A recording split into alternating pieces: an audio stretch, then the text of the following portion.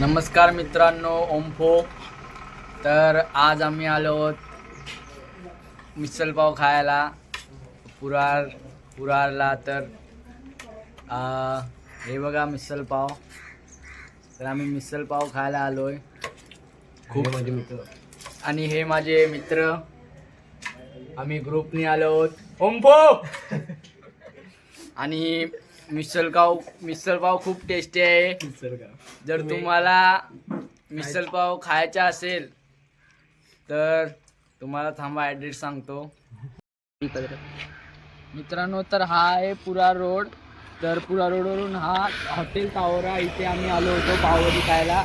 आणि हा सीधा नांदवीला रोड जातो. ह्या पुलाच्या जवळ आहे तावरा हॉटेल.